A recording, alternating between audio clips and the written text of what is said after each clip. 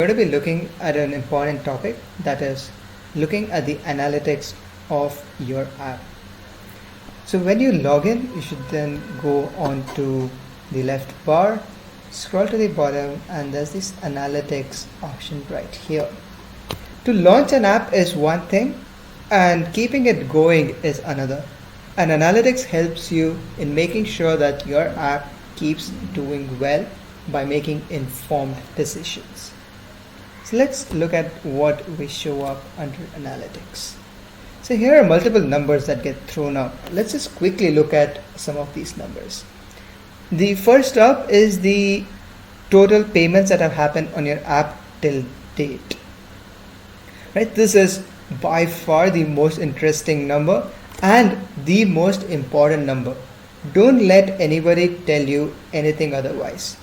It is a fairly common misconception that the most important metric for apps is app downloads. And that is so not true.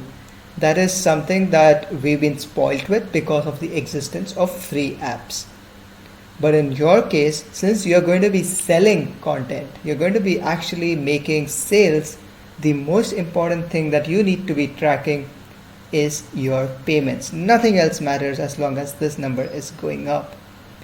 And just to put things in perspective, you also get to see how many payments have happened in the last 30 days. Make sure this number keeps going up as well. You see the number of people who are on the app right now in real time. How many new users have you onboarded today? This is an interesting number, especially if you are running campaigns, right? So if you are running, let's say, a Facebook ad, or you're running an ad in a newspaper, or you've written a blog. So this is the metric that will tell you how well you've done, right? So if you wrote a successful blog, it will clearly show in the number of users going up. The next three numbers here are probably very important and often overlooked. So this is basically how many of the users who have paid on your app keep coming back to your app over and over again. So that number here says 67.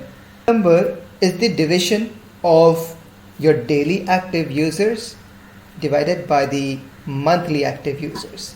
It is also called DAUMAU, D-A-U-M-A-U, which stands for daily active users divided by the monthly active users.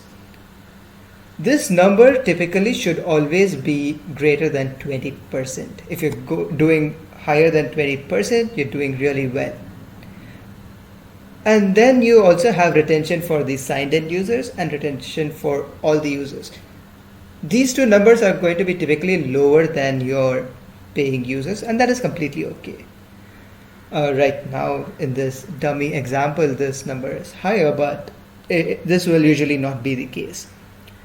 For signed in users, you should aim for a retention of greater than 10%, and for all the users, you should be trying to aim for a number greater than 6 to 7%. As long as you are ticking off these numbers, I think you're doing really well. Of course, then there are three numbers that follow, that is the total number of users, the signed in users, and users who have paid. The reason it is at the bottom of the list is because these are probably the least important numbers for you to track. And these are also numbers that you can get carried away by. This is the equivalent of the number of downloads your app has. And it is completely irrelevant because you're making sales. So though this number should not really be affecting your decision making too much, it is right here to satisfy your eagerness as to how many people are actually using the app. Please do not make any further decisions based on these numbers. The ones that you need to track are way at the top.